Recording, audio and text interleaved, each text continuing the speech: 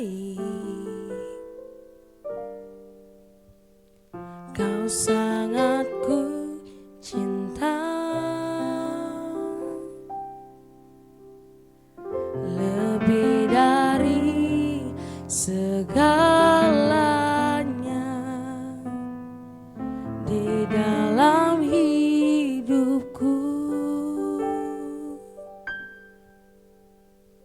Bapakku yang baik, Engkau yang ku perlu, lebih dari segalanya. Kasih-Mu bagiku tak pernah berakhir, kasih setiamu selalu nyata dalam hidupku, tak pernah berhenti berharap padamu, Yesusku, Kau segalanya.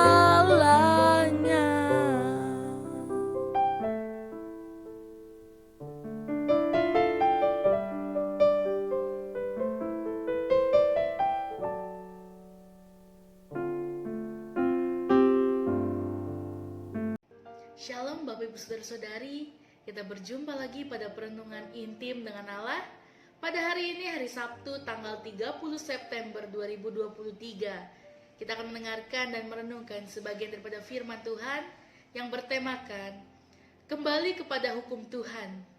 Saya harap Bapak Ibu Saudara-saudari dapat membacanya terlebih dahulu dalam kitab Nehemia pasal 13 dan Mazmur 126.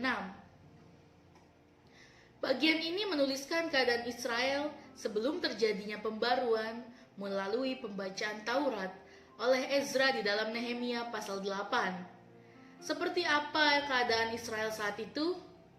Mereka mengambil perempuan-perempuan asing untuk menjadi istri mereka atau istri anak-anak mereka. Di dalam ayat 1-13 diingatkan kembali bahwa orang Amon dan orang Moab tidak boleh diajak bersekutu dengan mereka, pernah ingin mengutuk Israel dan menolak kedatangan Israel dalam Bilangan 22 ayat 4-6. Tetapi di dalam ayat 4-7 ada seorang Amon, yaitu Tobia, yang tidak mendapat anugerah Tuhan, bahkan menjadi musuh orang Israel.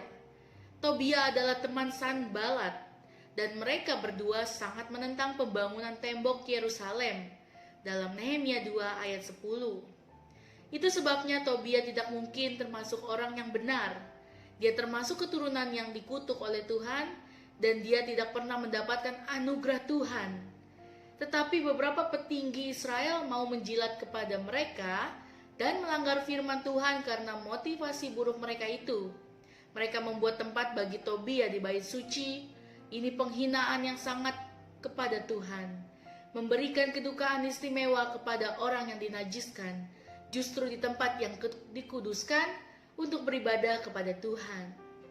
Dosa mereka bertambah besar, karena di dalam ayat 8-11 dikatakan bahwa para imam dan orang Lewi tidak dipelihara oleh umat Tuhan.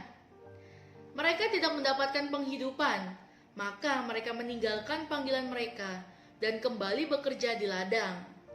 Pemimpin politik dijilat dan disanjung-sanjung, tetapi hamba-hamba Tuhan dihina dan diabaikan. Karena bagi mereka jauh lebih menguntungkan menyanjung-nyanjung pemimpin politik daripada mengingat hamba Tuhan. Di dalam ayat 12-14 dikatakan bahwa Nehemia berusaha untuk memperbaiki itu. Dia berusaha mengembalikan hormat bagi Tuhan, bukan bagi manusia.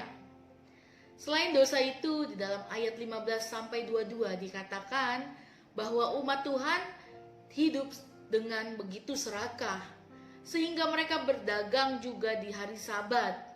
Berdagang di hari Sabat memang menguntungkan. Tawaran menggiurkan dari keuntungan dagang ini dirasa lebih nikmat. Bahkan lebih nikmat daripada datang beribadah kepada Tuhan dan menghususkan 1 hari sepenuhnya untuk Tuhan. Bahkan sudah dilarang pun, beberapa dari pedagang itu tetap mencari kesempatan. Meskipun gerbang Yerusalem telah ditutup, mereka tetap menunggu dekat tembok untuk berdagang. Dosa berikutnya adalah di dalam ayat 23 sampai 31. Orang Israel juga memberikan anak-anak mereka untuk menikah dengan anak-anak perempuan dari bangsa-bangsa lain, yaitu perkawinan campur. Bahkan ada seorang imam besar menikahkan anaknya dengan anak Sanbalat. Nehemia segera mengusir dia dari jabatan imam besar. Semua ini dilakukan Israel sebelum mereka mendengar Taurat dan mengucapkan janji dalam pasal 8 sampai 9.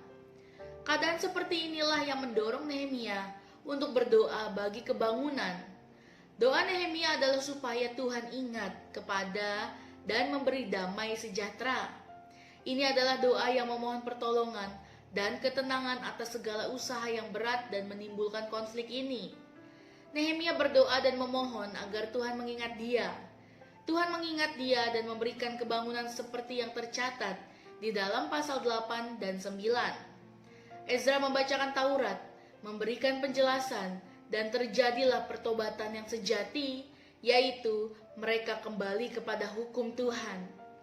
Dalam kitab Yesaya 56 ayat 1 dikatakan, "Beginilah firman Tuhan, taatilah hukum dan tegakkanlah keadilan, sebab sebentar lagi akan datang keselamatan yang daripadaku, dan keadilanku akan dinyatakan."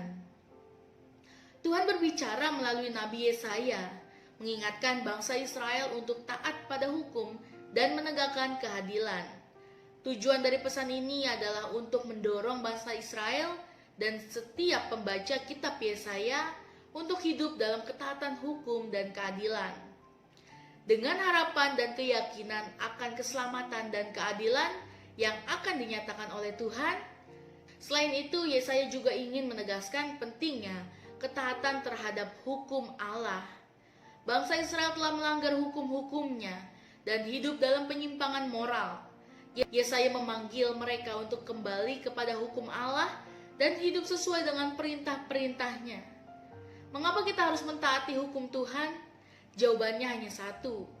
Karena itulah yang dikehendaki Tuhan. Tuhan memberikan firman dan hukumnya bukan hanya untuk dilihat atau diingat, tetapi untuk ditaati. Karena hanya orang yang sudah diselamatkan dapat mengerti bahwa pelaksanaan hukum Tuhan adalah baik. Pada zaman umat Israel, hukum Tuhan dimaksudkan agar bangsa Israel pilih Tuhan. Dibedakan dari bangsa-bangsa lain yang tidak mengenal Tuhan. Mereka diajar untuk hidup disiplin menurut hukum karena mereka masih menantikan kedatangan Yesus. Hubungan mereka dengan Tuhan hanyalah melalui para nabi dan hakim yang menyampaikan kehendak Tuhan satu demi satu agar rencananya terjadi. Pada zaman sekarang, umat Kristen sudah memiliki hukum Tuhan yang tertulis secara lengkap dalam Alkitab, bersama pedoman pelaksanaannya yang ditulis oleh para rasul. Lebih dari itu, hukum itu sudah tertulis dalam hati kita dalam Roma 2 ayat 15 yang menunjukkan apa yang baik dan apa yang jahat. Amin. Mari kita sama-sama berdoa. Bapa yang baik, terima kasih Tuhan pada firman-Mu hari ini, biarlah dapat merema di kehidupan kami. Bagaimana kembali kepada hukum-Mu Tuhan, biarlah kami mengetahui apa yang telah Engkau larang Tuhan bagi setiap kami. Biarlah Tuhan hidup kami seturut dengan kehendak-Mu. Sempurnakan kami terus Tuhan. Biarlah setiap langkah kami, rencana kami, semuanya seturut dengan kehendak-Mu. Terima kasih Tuhan Yesus, di dalam nama Tuhan Yesus. Haleluya. Amin. Salam sejahtera, Tuhan Yesus memberkati. Shalom.